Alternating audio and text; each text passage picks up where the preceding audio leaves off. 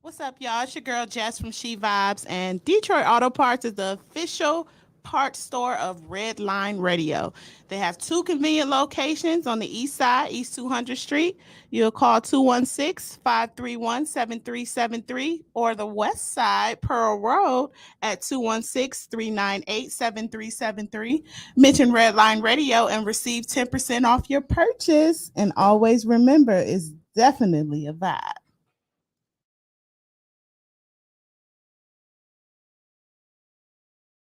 Comedian Sean Boyd from Just Therapy. I got to talk to you about something important.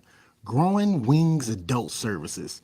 You know, they're actually the official sponsor of the new state of the art Studio 2 for Redline Radio LLC.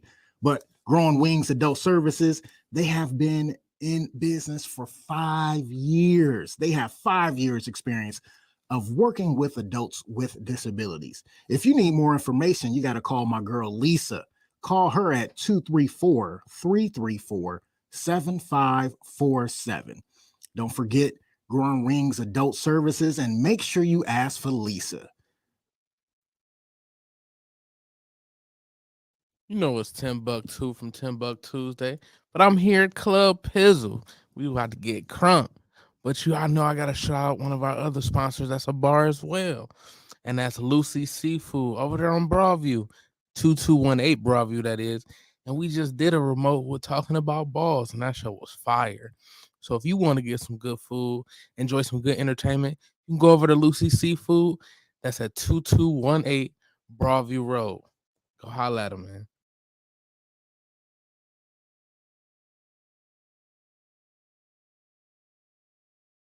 What's going on, everybody? It is 10 buck 2 from 10 buck Tuesday. And I really hate doing home improvement, but I love the way it looks. So what I do is I call Wiggins Construction and Home Improvement. They fix bathrooms, windows, kitchens, sliding doors, and much more. Give Will a call today at 440-731-7654 and tell him Redline sent you. He'll get your house looking right in no time. Yo, Dave, I really appreciate you letting me do my thing over here at Redline Radio LLC. Tim, ain't no thing but a chicken wing. Hey, well, I love them chicken wings. I got a couple buddies that's trying to come on and do a podcast. You got anything for them? Heck yeah, we do. Just have them give me a call. Bet. I'll have them call 440-503-0828. Tim, don't forget to tell them that we're available on all social media platforms. And you can't forget about the Redline Radio LLC app on the Google Play Store. Damn, how'd I forget about that? You was probably thinking about them little people again. Damn, I probably was. That's cool. They just trying to be a part of the winningest radio station in Cleveland. And we got the hardware to prove it. This is really gross, but dirty trash cans can pose a serious health risk to you and your family. The pungent smell can attract rats and flies, not to mention maggots, both of which can contain dangerous diseases transferable to humans. Your dirty trash can is susceptible to harboring dangerous bacteria. Contact Brandon at Fitz Trash Bin Cleaning today at 440-752-1533 or find them on Facebook. Veteran owned and operated and eco-friendly. Again, call Brandon at 440-752-1533.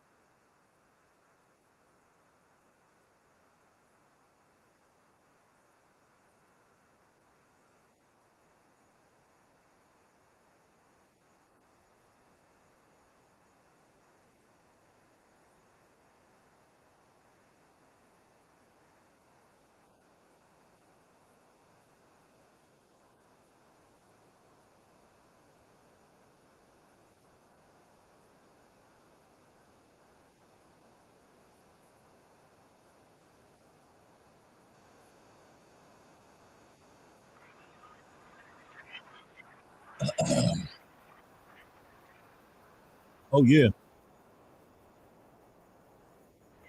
Don't that song sound better and better every time y'all hear it? You know what? It sounds so good. We just gonna let that second verse ride too. I was lightweight floating on this bitch. Let's go.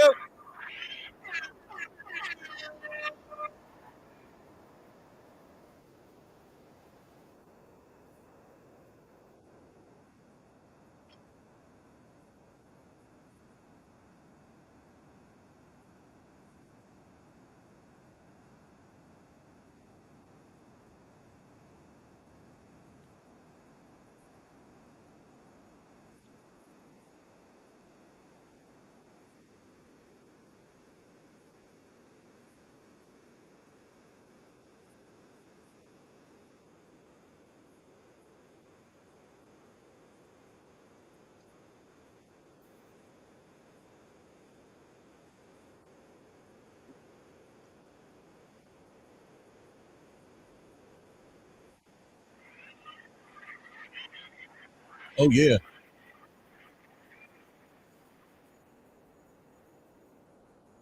You go fade that. All right, ladies and gentlemen, mic check 1 2 1 2. Mic check 1 2 1 2. Y'all know what day it is. Y'all know what time it is. So y'all know who the fuck it is. It's me, him, Big Pizzle. Welcoming y'all into another episode of Club Pizzle. We are here. I hope everybody had a good week. My week was all right this week. I'm tired as hell. Weekends off really don't, my weekends off really don't mean too much. Hey, they go to motorcycles early in the show. Let's hope the mega motherfuckers just keep that shit to a minimum this week. Timbuktu, my guy. No doubt. What is it, Timbuck if you nasty? Is that what it is? Timbuck if you're nasty. Timbuck if you nasty. What's going on, big dog? How was your week, man? My week was good. It was definitely tiring, but I had some moments where my body was like, "Yeah, nigga, you going to sleep, nigga." Oh yeah, when your body tell you that, when it's time, when your body tell you to sit your ass down, that means sit down. Sit the fuck down. Well, like I said, my week was cool. My wife actually took me on a date last Saturday. Shout out to all the ladies who still take their men on dates. You know what I'm saying? Like, being married is cool because it's like, all right, all the money's coming to the same house. We spending money. My wife is like, I'm gonna take you out. Where you want to go? I say, I want a steak. So we ended up going to Outback. Can't hear me in the headphones. Hold on. La. Oh, there we go. Couldn't hear myself. Damn, still can't hear myself. There you go. All right. But yeah, we went to Outback.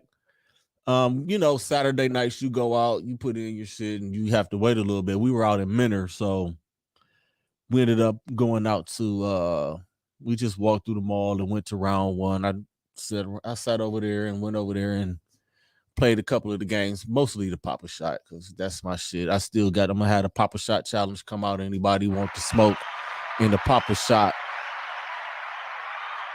We can all link up. We can all meet out there. We can have a competition. We can put the shit on film, and I can show everybody on Club Pizzle how I am the dude, how I am him on the Papa Shot. But other than that, man, my week was cool. I worked. Oh my goodness, man. Third shift is a mug. I've worked third shift, but this time around is different because I went and worked. I worked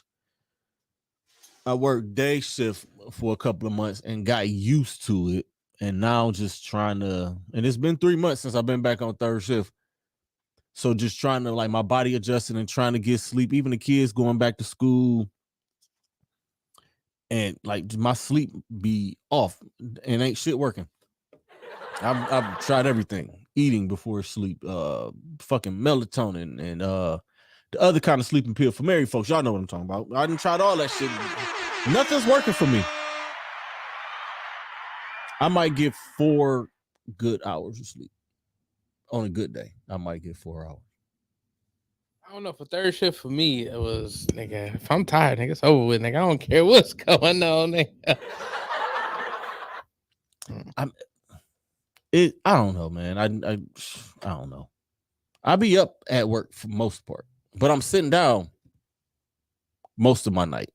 Most nights I'm sitting down. This week has been a little different. I've actually had to do some work. I don't know how I feel about that though.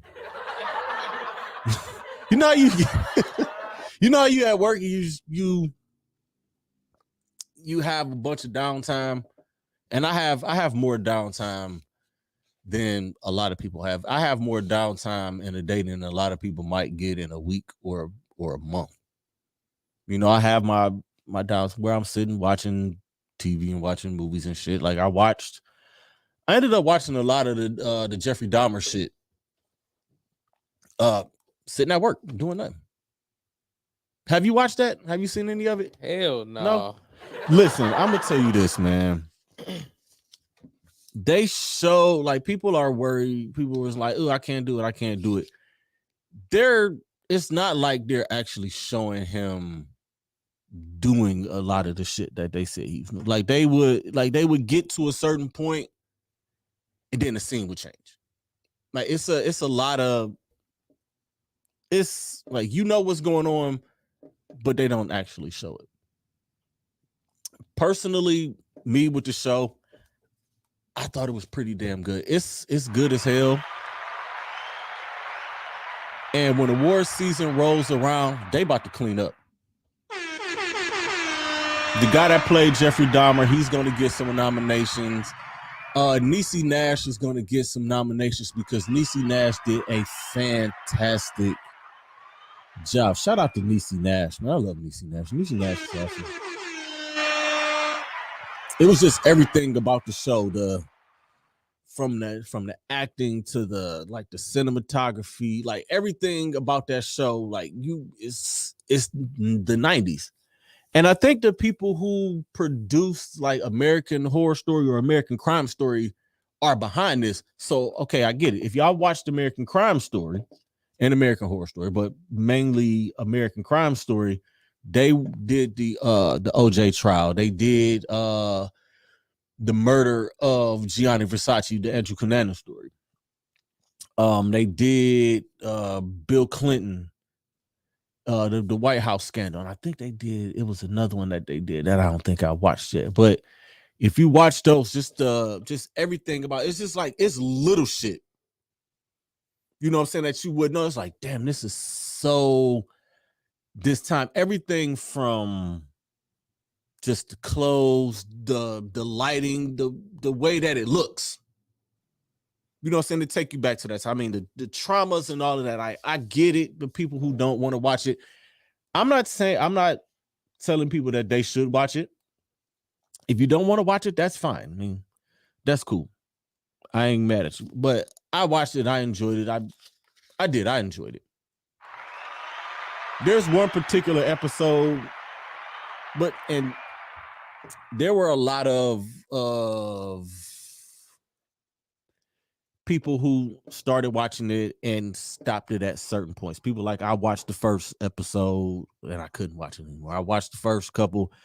I got to one particular episode. I believe it was episode 6. And without spoiling it, I'm going to say that's almost where I cut it off. That's almost where I wanted to stop watching because I got upset. And that's the mark. That's another mark of a good show. If you get emotionally attached or if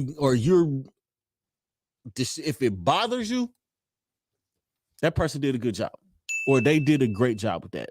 Another example of that is Cobra Kai or just the Karate Kid series in general. Because the dude, Martin Cove, the guy who plays John Kreese, the original Sensei dude, I don't like him. I don't like that character. And I grew up not liking him. And when he appeared in Cobra Kai, those feelings came back again. Like, damn, I do not like this dude. I cannot stand this motherfucker. That's how you know you're a good actor. Black people, let me give y'all an example. Y'all hate, like, Blair Underwood is so hated in a lot of the shit that he do. Steve Harris is another one. Like Blair Underwood, Steve Harris, Will Harris's brother. people hate it. People still mad at him for how he did Kimberly Elise in Diary of a Mad Black Woman. What's the dude who dropped the what did he drop? A dog or some kids or something off of a balcony in one of those for Color Girls in one of those movies? No, they still love Michael Ealy. That nigga can do whatever he want. Is that who dropped the kid? That was Michael Ealy. What did he drop? A dog or He something? dropped 2 babies. Dropped the babies off. People, certain shit in certain movies, people are upset about. Shit, I didn't like Marlon Wayans not Marlon Wayans, but Mike Epps and Sparkle. I was mad at Mike Epps. Like, he is a whole ass. I couldn't stand it. Jamie Foxx pissed me off in Dreamgirls. Like, oh, you was an asshole. Like, you. You gonna love me. Then how you gonna spit the game at Effie and then now next to you knocking her up. You know what I'm saying? Clifton Powell is another one. Clifton Powell brings that shit out of people in a lot. Like Saints, if y'all ever watch Saints and Sinners, his character is one of those characters. It's like, oh, I can't stand this motherfucker, but I love him on that show. But I say all that to say, I mean, Dahmer is good. And you know what else? Netflix.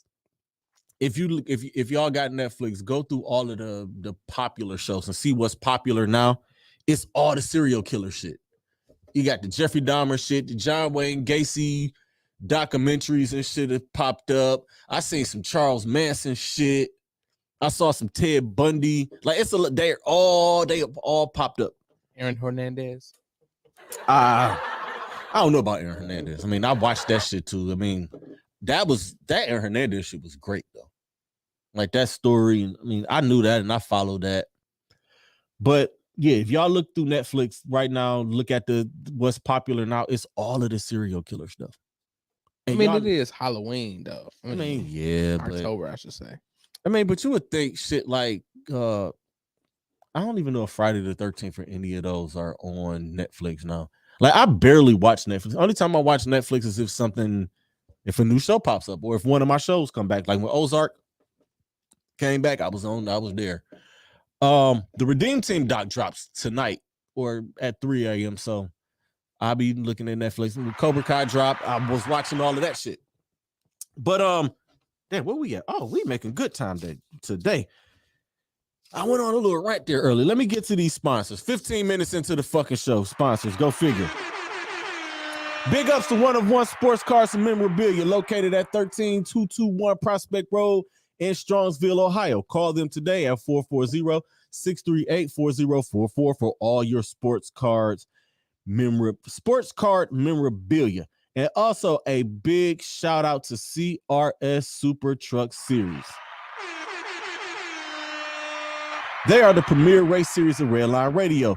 You can view all CRS truck race replays right here on Redline Radio LLC's Thursdays. That is today at 6 p.m., which we missed. Y'all missed already. For all sponsorship opportunities, call Billy at 216-217-5038. I think I'm going to get me a big old fat head of myself and see if I can call Billy and see if I can get my face on one of these trucks. How about that? Yeah, Marlon Wayans in the Aretha Franklin movie, he did piss me off. And I just think I didn't like the way he was talking in that movie. Like, Marlon, that ain't your voice. Stop talking like that, nigga. Like, what the fuck is wrong with you? Like, he had like this. It was really highly annoying. All right, in case y'all missed it, see, the thing I love about having my show when I have it is I don't have to do immediate reactions to Browns games because I would be the angriest. Like, I would be wild if I did Browns post-game shit on a Sunday.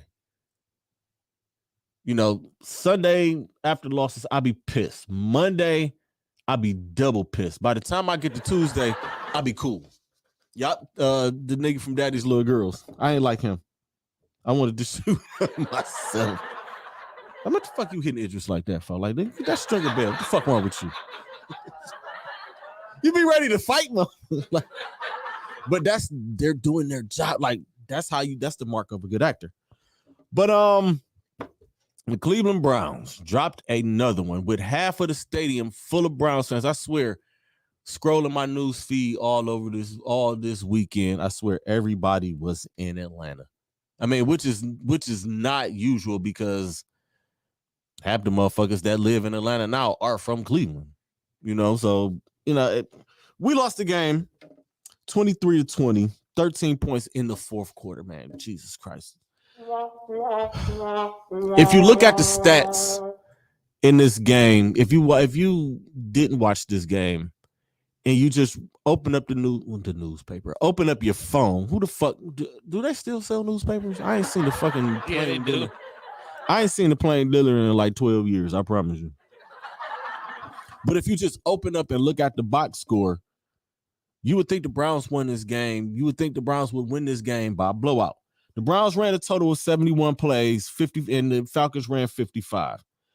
403 total yards for the Browns, 333 for the Falcons, 7 penalties for the Browns, blah, 2 turnovers for the Browns, blah. Third down, they converted 5 of their third downs, 2 of their fourth downs. And they're really good for that, especially when it's 3rd and 1 and 4th and 1, and you got a 235-pound quarterback who can just tap the center which way he want on the block, and he can just lean for it.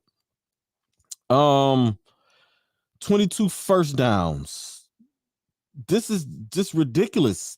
How the fuck did we lose this game? There's no way in the world we should have lost this game. I'll tell you where it was lost at. It was lost on the first drive. Take the points, coach. I get it, the gambling, but there's going to be a time, and I hope there is a coach out there soon who says, you know what, fuck these analytics. Because that's what the game is. That's what the game is now. These guys and these analytics and this and that. It's like, no, just take the points. Who gives a fuck what the talking heads or what these radio show hosts who been sitting in the same chair for 40 years are going to say about you, especially here in Cleveland? Who gives a fuck what those old fucks got to say? Just take the points. Points are at a premium in the NFL. And as you can see, the margin of the game was those 3 points. Who knows? They go and kick that field goal. Who knows what the outcome of this game would be? Who knows how else this game would turn out?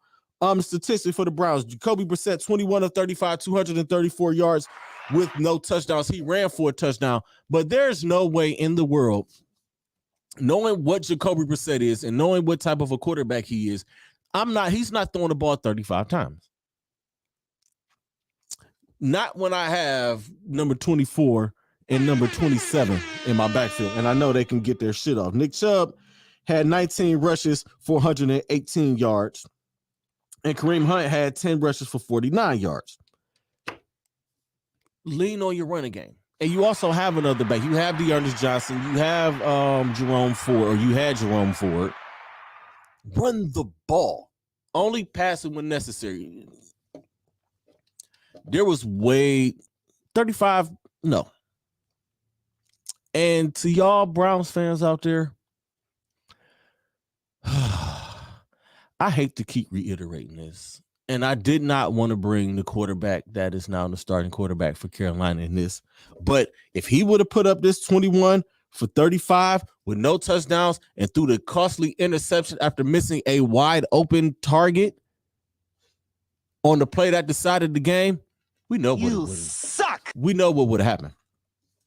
And I'm also saying, and there are people like, we're not going to talk about Jacoby because he's just a temporary. If Jacoby Brissett was 4-0 right now and led this team to 4-0 right now, you wouldn't be able to keep Jacoby Brissett jerseys on the fucking shelf. They would be in such high demand on Fanatics and at the team shop like the K York jerseys were after week 1. I ain't seen the K York jersey walking around Cleveland just yet. But listen, I like Jacoby Brissett, but the bottom line is he is our quarterback right now.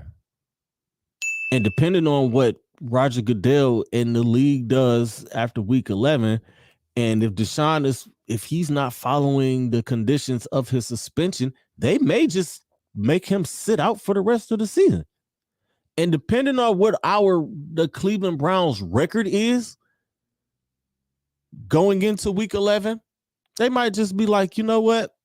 let's just chalk this season and let's just get ready for next season. But right now, Jacoby Brissett is our quarterback. He has played well. I will say that. He's played well. And I'm going to give him his props for that. He beat the Pittsburgh Steelers.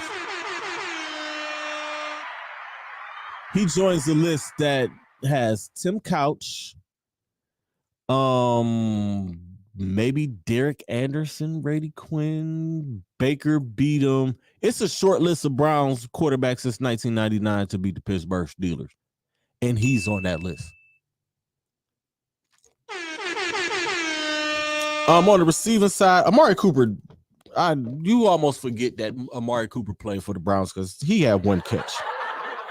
Dead ass, one catch for 9 yards. David Njoku, 5 catches for 73 yards. Donovan Peoples-Jones also had a great game on a beautiful pass by Jacoby Brissett.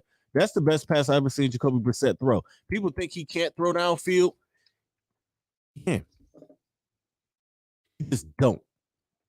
He either is going to throw the ball right to you, he's going to throw that bitch away. He's not going to give it to the other team. He's going to overthrow you, underthrow you, throw it right to you, or throw it away.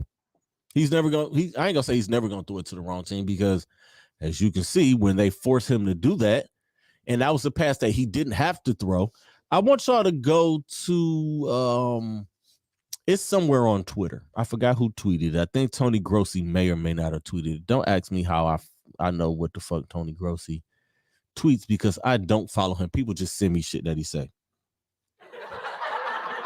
But on that interception play, Dearness Johnson came up wide open underneath. I don't know what he looked at, and I think it was Donovan Peoples-Jones he was trying to force the ball into. But Dearness Johnson was open. You had 2 downs to get your kicker that you drafted in the 3rd round in position to tie this game. And you don't even give him a chance to do it.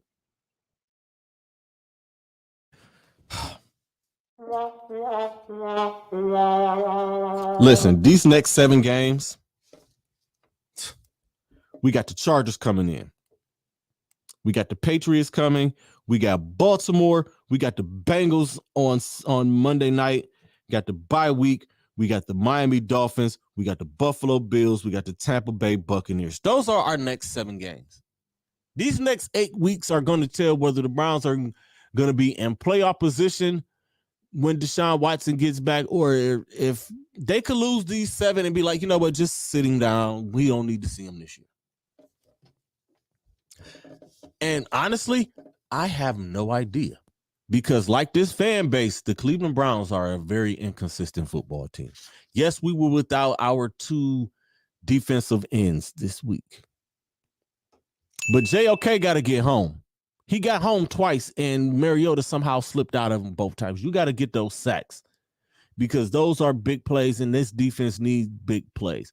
And I'm going to need y'all to get on Denzel Ward the way I see y'all trolling Jalen Ramsey when Jalen Ramsey gets torched. Because I've seen Denzel Ward get burned on many occasions. He got the interception in this game, but that doesn't negate the fact that he was getting lit up and the fact that he does get lit up.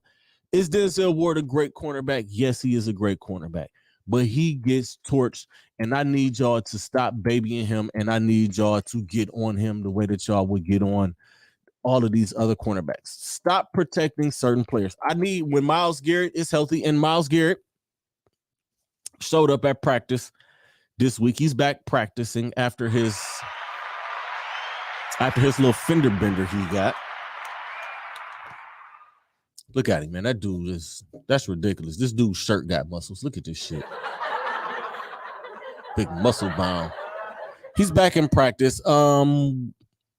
It's unknown if he's going to play this week, but the way he's moving around in practice, they may play him. And they're going to need it because Justin Herbert is one of them ones. And that offense, listen, Joe Woods, you saw how playing man the whole game worked for you against the Pittsburgh Steelers. You have all press man cornerbacks. Let him pick a guy and follow him. That's what I miss about the NFL. These defensive coordinators and their fucking arrogance. Get out of the zone. Let your cornerbacks play man. Deion Sanders would never. Darrell Reeves would never. Darrell Green would never. Champ Bailey would never. Charles Woodson would never. I ain't running no zone. No, I got him. I'm going to follow whoever. I got him. Y'all pick a man and follow him the whole game. And as a coach, I would lose my job off of it. I would rather lose my job doing that. Playing this punk ass zone, these zones, these quarterbacks and these offenses nowadays are too intricate for that shit. Play man. Man up these wide receivers. Make them beat you. If they beat you mano a mano, then so be it. You get up, you fight another play. But you live. You live to fight another day. That's right, goddamn it. It's gonna be a tough one, man. Last night, the Cleveland Cavaliers played their first exhibition game. I don't give a fuck about the score. They did lose. But I'm still trying to, like, I was watching and I was sitting there watching and I'm smiling. I'm like, damn, we really do got Donovan Mitchell. Like, we really got the spider. But from what I saw and from what I just was gathering and watching, Karis LeVert got the first start at small forward. They're saying there's up to 6 guys fighting for that 3 spot. Karis LeVert, Isaac Okoro, Dean Wade, Lamar Stevens, a couple of other guys. I think Jetty Osman is one of those names that's up in there also. But fuck all that, man. If you're going to start somebody, people are like, it's going to be Dean Wade. I'm not the biggest fan of Dean Wade. For the longest time, I've been calling Dean Wade Kevin Love Jr. because his side profile. If you glance at it, if you look the right way, if you look at him from the side profile, he looks like Kevin Love from the side. I mean, he just changed his hair up. Now he rocking a little, the white boy ball fade. The white boy ball fade with the little shit up, the hair. He didn't change this shit up. But he was on last night. Kevin Love actually was on last night. Kevin Love was... He started at the power forward. Evan Mobley is down for 2 weeks. He was down for 2 weeks. He's down for 2 weeks to turn his ankle, which is fine. It's preseason. Get your ankles together, Ed. We're going to need you. We're going to need your 20 and 10 this year because I think he's going to be a 2010 guy. Donovan looked great in his debut. He hit 18 in the first half, didn't play the second half. The starters didn't play in the second half for neither team, honestly. Tyrese Maxey went off for the 76ers. That's one of those teams. Again, man, I'm gonna give y'all a full-fledged NBA preview. I think I'm gonna do that next week because when I come back that Thursday after the next 2 Thursdays, I think the season will have already started. But I am gonna give y'all I'm gonna do a full-fledged NBA preview next week. I'm gonna give y'all who I think is gonna do what, and I'll give y'all my real where I think the Cavs are going to finish because I'm still wrestling around with that because a lot of NBA action this week. I've been watching a lot of the preseason games. I watched Zion come back and Zion looks fucking incredible. I watched Kawhi Leonard, the robot. He's back. John Wall is back. It's a lot of guys that have made their way back after being injured. I watched Jamal Murray for the Denver Nuggets be back after almost 2 years of not playing. And I watched Ben Simmons. I'm watching Ben Simmons. I'm watching the Brooklyn Nets. I've watched them closely. I'm watching to see what Ben looks like. But Jamal Murray gave a quote, and I should have sent you this. I should have sent you his actual quote, but I can pull his quote up real quick on what he said trying to get back as far as coming back for the playoffs. He was going to try to come back for the playoffs last year playing the Warriors. He said, I was trying to come back, but I wasn't close. I wasn't close mentally to playing. It was like coming down from a high. I went into a dark spot. Now, I believe that is what happened with guys like it happened with Kawhi Leonard and people killed him for it. I think it happened with Ben Simmons and people killed him for it. I think it happened with Zion and people killed them for it. Like, it's a, like, physically, you can be fine to play. You can look great. Yeah, Zion, we see you. You're doing 360s in practice, but mentally, if your brain is not right mentally, you have no business playing. And you're right, Momo. Dean Wade's ankles is still in Philly on the floor. James Harden didn't have to do that shit, man. I'm gonna tell James when I go out to the game Monday, you ain't have to cross Dean Wade up like that, man. That shit was uncalled for. It's the preseason. I'm gonna have to tell him about this stuff. But us mere mortals don't know anything about what these guys put their bodies through and have to go through to get back. But I'm glad to see all of those guys come back. The NBA has put out their list of the things the GMs put out. That was ESPN. The GMs put out their yearly preseason poll on who they think is going to do what. You got those for me, Tim? Just put them up there and I'm going to read them off. Starting with that is the worst transition music ever, right?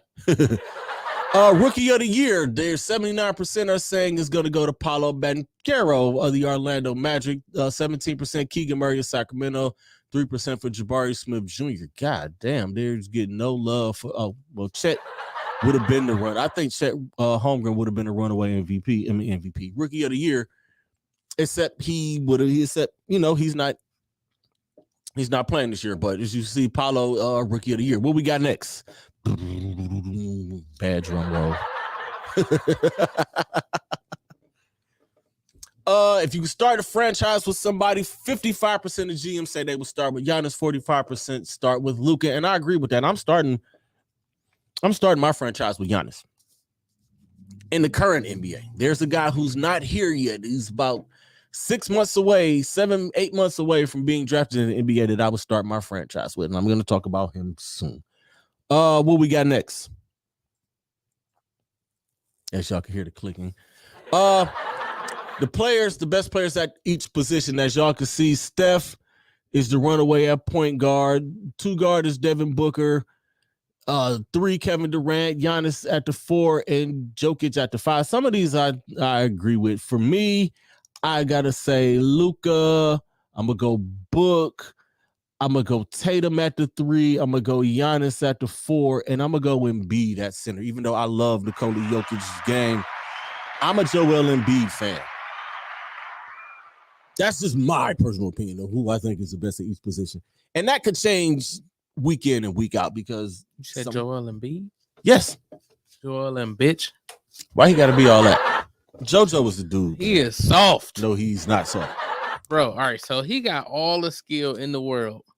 Mm-hmm.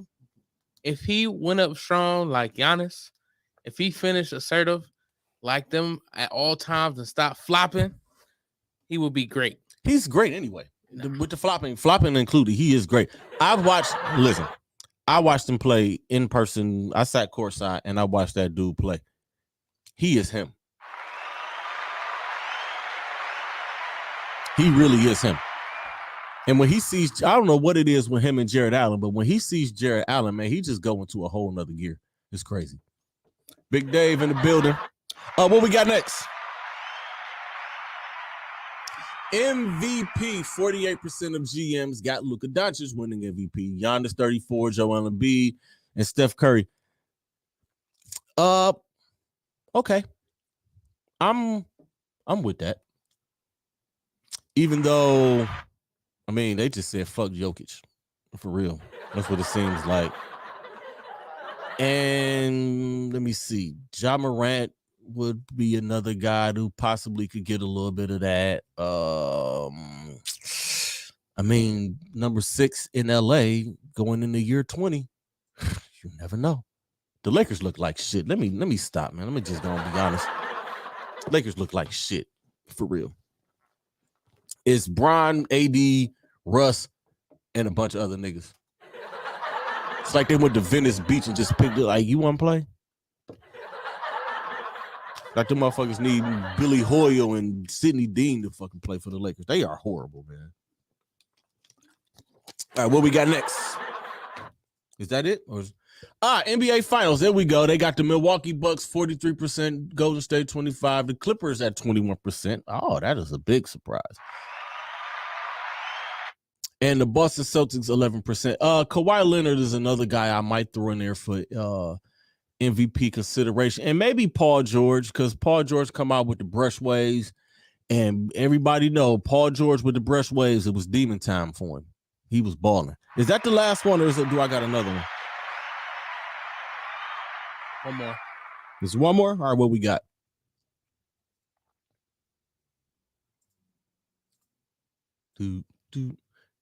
Oh, yeah, let me get to that.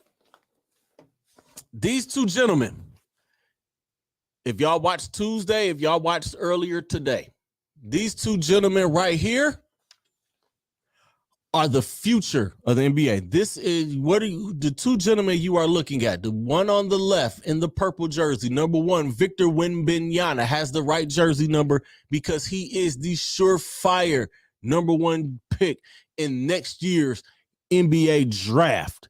And if you didn't watch these last two, if you didn't watch him these last two games, Tuesday and earlier today, y'all might want to go and watch some highlights.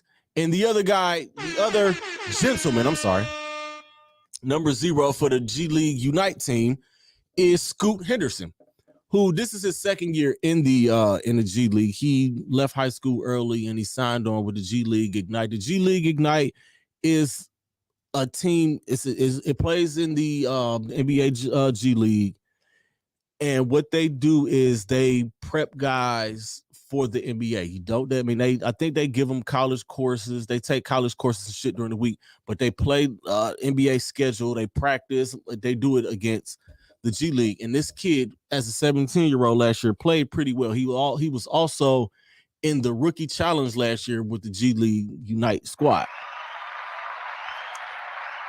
These two gentlemen, Victor Wembanyama, 7'3". He's like 230 something pounds. He looks like a stick, but the dude he's solidly built. He has some muscle definition. He's gonna grow into that body. He was listed at 7'3", and I'm hearing he's 7'4", 7'5", whatever. But the dude has the whole entire bag. He can dribble. He got a handle. He got a jump shot. The dude was shooting 30-foot three-pointers today and bucking them. He can drive to the hole. He can dunk on you. He can block shots. He can play defense. He can do it all. The dude is a 7'3" version of Giannis Antetokounmpo. Somebody should give me $50 for saying Giannis' name right on the first try. And Scoot Henderson. Giannis. And Scoot Henderson is a combination of a Derrick Rose and a Russell Westbrook. The dude he has an NBA body. As a point guard, he's 6'2". The dude is explosive. He can shoot. He has some toughness. He got a little banged up today, but he's going to be okay. Mind you, these two dudes are both 18 years old, and they both played fantastic games. I think Victor Wembanyama dropped another 36 today.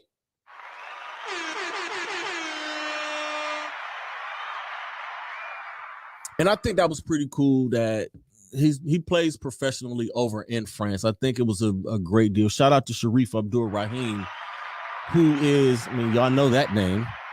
If y'all grew up in the 90s and watched basketball in the 90s and the 2000s, y'all know who Sharif Abdur-Rahim is. He's part of the people who run the G League Ignite, and they wanted to bring Victor over here so he could play in this type of atmosphere, play in the NBA arena, play by the NBA rules, because international rules and NBA rules are still fucking different, which I think is goofy. I think the international, just go and adopt the NBA rules. A lot of your guys are going to be playing over here anyway. At least the top prospects are going to be playing over here.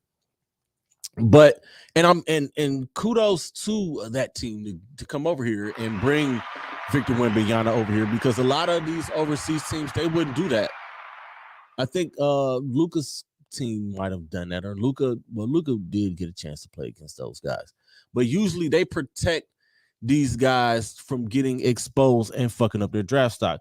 But I think Victor Wembanyama just put more distance between himself and Scoot in that 1 and 2 range. And you know what, I would laugh my ass off, because Oklahoma City has like 72 picks over the next 5 years. If they ended up getting the first and the second pick and they fuck around and draft both of them, and they will have a hellified team because that will give you Scoot Henderson, Shea Gilgeous-Alexander as your two starting guards. And then you got a front court. You will have Josh Giddey, Chet Holmgren, Victor Wembanyama, and Poku. Like that is a hell of a young squad. I'm Oklahoma City Thunder fan also. I'm rocking with them. Too. I'm getting ready to go buy me a Chet Holmgren jersey. I fuck with him. But that's our basketball shit, man. Oh, by the way, I have 4 tickets to the Cavaliers Wine to Go scrimmage Saturday that I'm not going to be able to attend since they pushed the time up to fucking the ass crack of dawn. I'm not going to be able to go home and get any sleep to go. If anybody wants these tickets, they are freebies. I will be giving them away for free. Just hit me up. I have 4 of them left. And also, I have Cleveland Charge season tickets. I'll be giving people a chance to go, and I'll give people a chance to win to go to the games with me. I got 2 tickets. If I don't take my kids, if I don't take one of my kids, somebody will be welcome to go with me. Dave, I already got you covered, buddy. Timbuktu. Of course, I got y'all. I got everybody covered. Good seats too. I'm sitting kind of close. I'm close enough to hear what's going on the floor.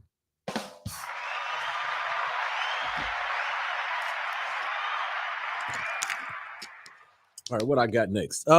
Baseball playoffs start tomorrow at noon, right here in Cleveland. Our Cleveland Guardians are in the playoffs. Holy shit, man. Shout out to Terry Francona. What a manager. He's been our manager for 10 years. And they've been in the playoffs a lot of those years. I think 6 or 7 of those years they've made the playoffs. So big ups to Tito for that. You got the bracket. Yep. I don't really have any predictions. I don't know who the fuck, I watched a little bit of baseball. I watched enough baseball was like, all right, now I can watch. I'll be watching the playoffs. I watch more playoff baseball than the regular season. Here's the postseason bracket. Our Cleveland Guardians start off with the Tampa Bay Rays. And before I get to that, this is an expanded playoff. They added another wild card team. So the wild card round here now, they are best of 3 series, and all 3 games are played in one spot of the higher seeds. So Tampa and Cleveland, all of the games are at Progressive Field. Seattle and Toronto, all of the games are at Toronto. In the St. Louis and Philadelphia series, all 3 games are in St. Louis. And for the Mets and the Padres, which is going to be a hell of a series because of all of the great players for both teams, all of those, those games are going to be played in New York. If I were just looking at this bracket and just picking the 2 teams that I'm going to pick to go to the World Series, I'm going to say the Yankees and the Dodgers. That's just my picks. That's just me going in blind and just throwing that shit out there. As far as the Cleveland Guardians go, I've been asking people, can they really go to the World Series? Can they win the World Series? And I've asked a lot of people, and I've gotten every answer from yes, they can win the World Series, or yes, they can get swept against the Tampa Bay Rays, or I've gotten so many answers for this team. Like, this is a very young team. I think their average age is like 24, 25 or something like that. This is a young Cleveland Guardians team. They don't hit for a lot of power. They just manufacture runs. They play fundamental baseball. I didn't know there was a such thing as fundamental baseball. I thought all baseball was just fundamentals. Shit, who knows, man. A couple of milestones went down this year. You got that for me, Tim? A few things happened this year. Miguel Cabrera got his 3,000th hit. Big ups to Miguel Cabrera. future Hall of Famer, legendary. Albert Pujols hit number 700, which makes him the, I believe, fourth person to hit his 700th home run, or third person with his third or fourth. Barry Bonds, Babe Ruth. Oh, fourth. Barry Bonds, Hank Aaron, Babe Ruth, Albert Pujols. What a club to be a part of. And Aaron Judge hit his 62nd home run, which is an American League record. And people are trying to shit on him. Like, listen, y'all, let that man have his dude. We know how baseball is goofy and how a lot of their shit is. They do still keep separate national and American League records. This is not like baseball or basketball or football. They hold on dearly to their records. You know what I'm saying? Just let him have his moment. And he was like 2 points off of winning the batting title to win a Triple Crown. I'm hoping he win MVP. Everybody's like, Ohtani did this, but they're not in the playoffs. The Angels suck outside of Mike Trout and outside of Ohtani. But those are the three things that happen. Big ups to all three of these guys. Hall of Famers. Two of them, Miguel Cabrera, Albert Pujols. I believe this is both of their last seasons.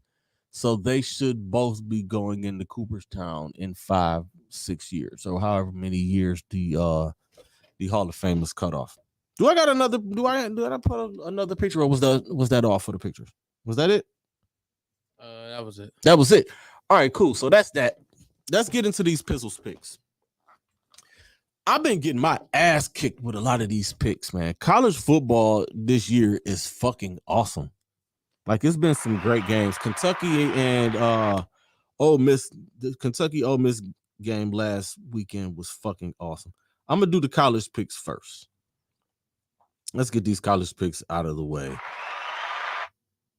Yeah, I had a shitty week last week. I'm just having a horrible go at it. All right, let's get to these picks. The Red River rivalry, which used to be known as the Red River Shootout. Texas taking on Oklahoma. I'm gonna go with Texas. Oklahoma looks like shit, and Texas is getting their quarterback of the future back. They're getting Quinn Ewers back this week, and Quinn Ewers is him. So I got Texas winning that game, and I love these type of rivalry games. They play it at a neutral site. It's in Dallas. The Texas State Fair is going on. It's a whole lot of deep fried everything, deep fried Snickers, deep fried peanut butter and jelly sandwich. Hell, if you want a motherfucking deep fried water, they probably could get you a deep fried bottle of water down there at the Texas State Fair. That is on my bucket list of shit that I want to go to. Saturday at noon, TCU takes on Kansas. I believe that's where College Game Day is going to be at this week. Both teams are undefeated. TCU coming off of a big win against Oklahoma last week. They was beating the shit out of Oklahoma, and it was so entertaining to listen to RG3. If y'all don't follow Robert Griffin III on Instagram, y'all need to follow him and just find out what games he's calling, because every game that he calls is entertaining. He is a wildly entertaining dude. Big ups to RG3. I got TCU winning that game, by the way. Tennessee travels to Baton Rouge to take on the LSU Tigers. I believe in Tennessee. I think they're going to get this win going into their third Saturday in October game against Alabama. Alabama's going to kick their ass. It's probably going to be one of my picks next week. But I'm going with Tennessee. Hendon Hooker is the truth down there in Tennessee. He's going to make a pretty damn good pro quarterback. This is a big game in the Pac-12. The Utah Utes take on the undefeated UCLA Bruins. I'm going to go with Utah. Utah is a tough team. Chip Kelly finally looks like he has his horses in order out with UCLA. It took him a little while.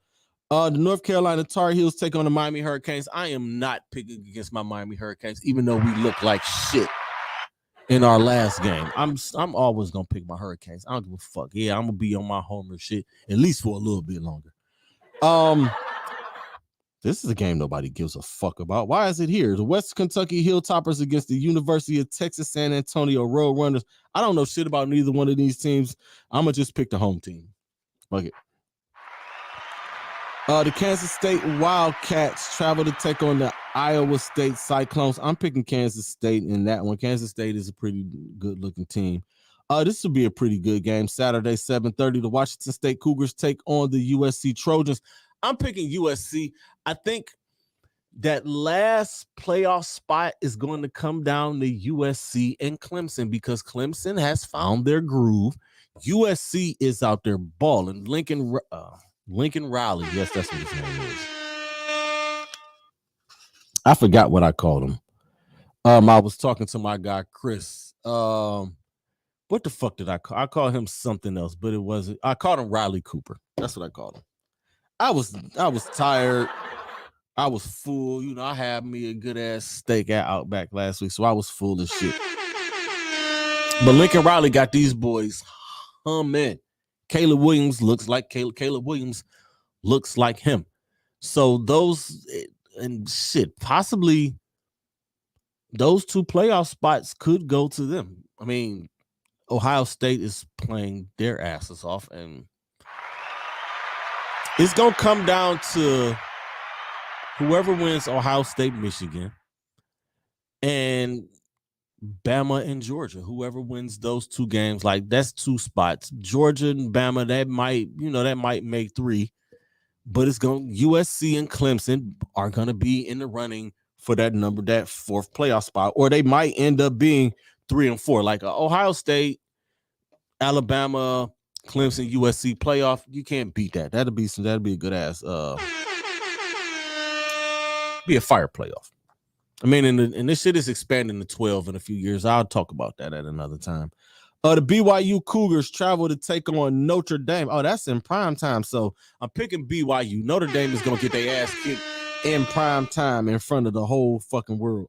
The Florida State Seminoles travel to take on the North Carolina State Wolfpack. I'm never picking Florida State. Fuck Florida State. Fuck the tomahawk chop. Fuck just all of that. Crab legs, Jameis Winston, Charlie Ward. Fuck everybody at Florida State except for Deion Sanders. Fuck Whoopi Goldberg lips because she black. And that is the last college Pizzles picks. So wish me luck. Please and thank you. Ooh, that is sexy. All right. Pro picks. I picked Denver tonight against Indianapolis. Ooh, I am so glad I'm not watching this game. It is 6-3. What the fuck is going on with the Denver Broncos? Man, they look just like, oh my goodness. And the Colts aren't making it any better. You would think these two quarterbacks, one of them is a former MVP in Matt Ryan. Both of these guys have quarterbacked in Super Bowls, but now they moved on to other teams and they both look like shit. I'm surprised at Russell Wilson. And a lot of y'all out there had them going to the playoffs, and some people had them going to the Super Bowl. I bet you that crow that y'all eating tastes like shit. I bet you it do. Sunday, 1:00, the New York Giants take on the Green Bay Packers. Oh, shit. The Giants of New York take on the Packers of Green Bay. And in the end, the Giants triumph by kicking an oblong-shaped ball through a big H. It was the most thrilling victory. Yes, in the face. I've always wanted to do that. That was perfectly executed, by the way. Good shit, brother. I got the Packers winning that game. We'll see how the Giants look against competition. I mean, they ain't really beat nobody. Let's see what they do against some competition. The Pittsburgh Steelers travel to take on the Buffalo Bills. The Buffalo Bills are going to beat the shit out of the Steelers. Their secondary is horrible, and Josh Allen is that dude. The Los Angeles Chargers come here to take on the Cleveland Browns. Sorry, Browns fans. I'm picking the Chargers, and I hope I'm wrong, but I'm picking the Chargers. Justin Herbert, them dudes are humming. He got bad ribs, and he's still a 10 times better quarterback than Jacoby Brissett. Sorry, not sorry. The Chicago Bears travel to take on the Minnesota Vikings. I'm taking the Vikings in that game.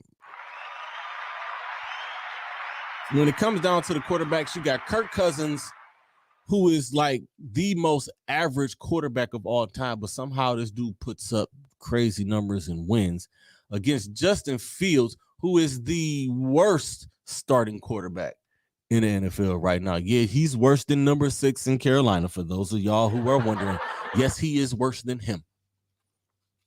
The Detroit Lions travel to take on the New England Patriots. This is a battle of 1 and 3s. You know what? I'm going to pick New England to win this game. Just because the Lions don't play defense.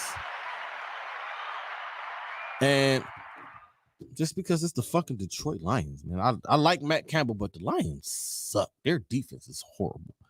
The Seattle Seahawks travel to take on the New Orleans Saints. I'm going to pick the Saints to win this game. I just got the feeling that the Saints are going to take this one. The Miami Dolphins travel to take on the New York Jets. I am going to go with the Dolphins to win that one. The Atlanta Falcons travel to take on the Tampa Bay Buccaneers. I am going to pick the Tampa Bay Buccaneers. I think Tom Brady is pissed off. All this business is out here now. The team is playing like shit. Giselle got him going to fucking therapy on Wednesdays when he need to be watching fucking film. And now they allegedly are filing for divorce. So I think he's pissed off, and pissed off Tom Brady gets shit done. So, yeah, that's at least for this week. They're going to beat the shit out of the Falcons. What the fuck is the Slider Sunday pick of the week? What is this shit? ESPN and y'all shit on y'all this app. Oh my goodness. The Tennessee Titans travel to take on the Washington Commanders. The Titans are going to win that game because the Washington Commanders are trash. The best thing the Washington Commanders got are their all black uniforms, and it's a damn shame that a team with such a beautiful uniform looks so bad. The Houston Texans take on the Jacksonville Jaguars. I am taking Jacksonville. I am never picking the Houston Texans to win another game again. Fuck the Houston Texans. That's how Paul Mooney would say, fuck people. Fuck that motherfucker.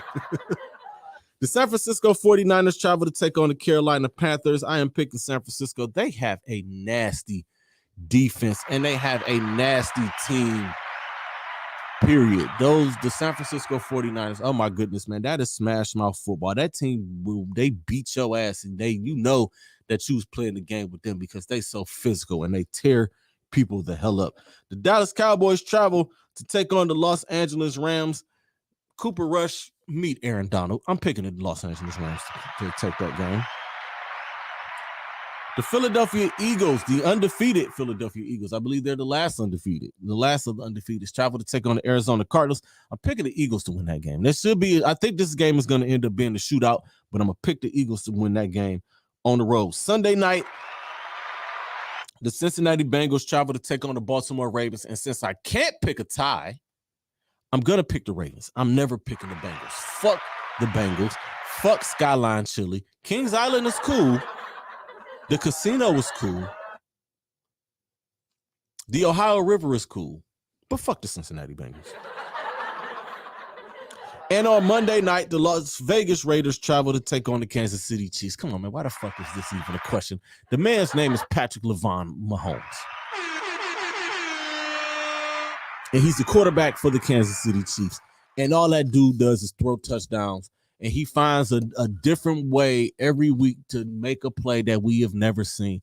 My guy scrambled left, came back right, ran right to the fucking line of scrimmage, and just pushed that bitch to his running back and scored a touchdown. Ridiculous. And once again, his name is Patrick LeVon Mahomes. All right, ladies and gentlemen, that is going to do it for this week at Club Pizzle. I appreciate everybody for tuning in. Make sure of the NBA. I'm getting started on that.